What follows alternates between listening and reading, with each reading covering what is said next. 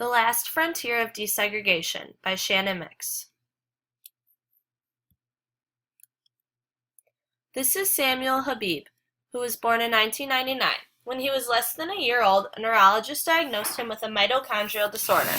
His parents were terrified when they Googled it and learned online that this condition is usually fatal. Eventually, they discovered that there are thousands of mitochondrial disorders and that Samuel's variety was not life-threatening. However, his disorder did cause cerebral palsy, a condition that prevents muscles from accurately communicating with the brain.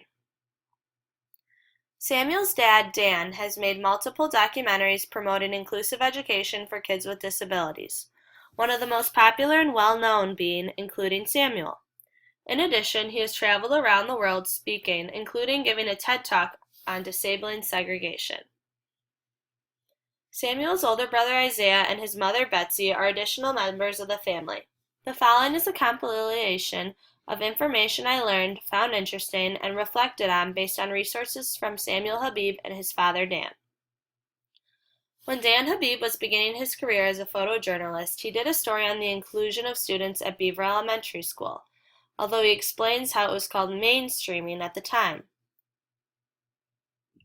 Years later, Dan was again connected to Beaver Meadow Elementary School when his son Samuel was enrolled there. As parents, they hoped this would be a place where Samuel's peers would see him as Samuel our friend, not Samuel the boy with a disability. Samuel's parents found that in addition to getting him involved at a beneficial school, they recognized that including him in the community was even more so important. Therefore, his dad reports he participated in Boy Scouts, the school play, and the Little League T-ball baseball program.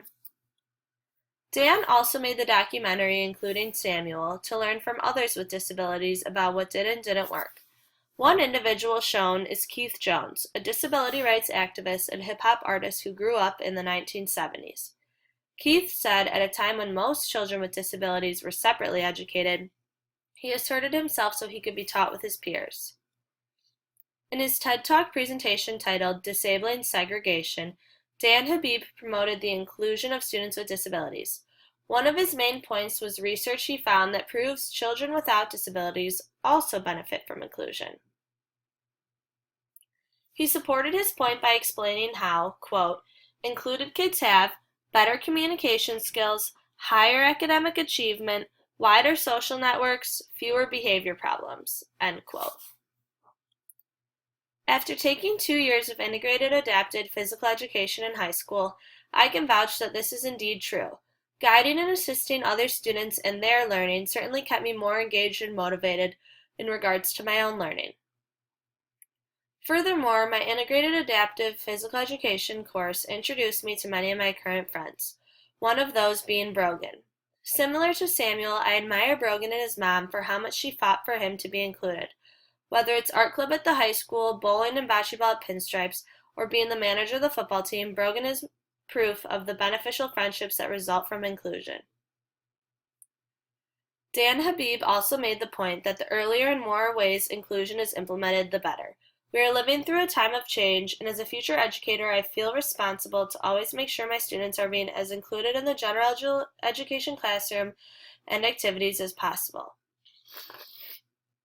Besides the classroom, Dan, Samuel, and Samuel's two friends noticed a need for change when they traveled to Cooperstown. Since Sam is such a big baseball fan, him and his dad and their friends headed to New York to visit the Baseball Hall of Fame and sightsee around Cooperstown. They had a great trip. However, when sightseeing through the downtown area, they couldn't find a place to eat because none of the restaurants were wheelchair accessible. They made a promise that they weren't going to eat anywhere unless all of them were able to get inside and enjoy together. Samuel's friends were so upset by their experience that when they came home they wrote letters to the Chamber of Commerce and all the local newspapers in Cooperstown addressing their unhappiness.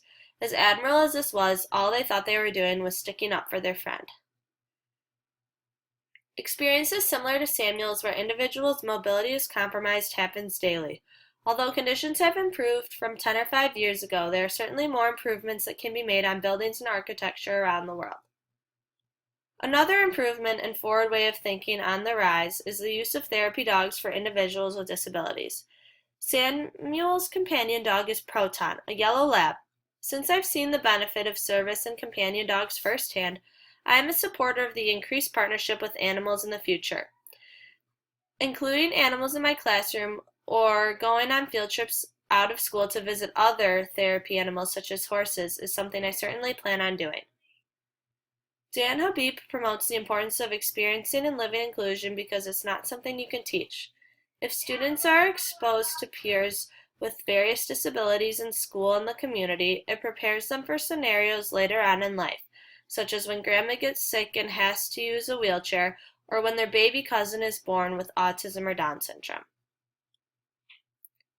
I would like to end with a quote by Dan Habib himself. How can you feel like you belong in your community if you don't feel you belong in your own neighborhood school, which is the hub of the community? Therefore, in conclusion, I invite you as well as challenge you to advocate for inclusion. Thank you.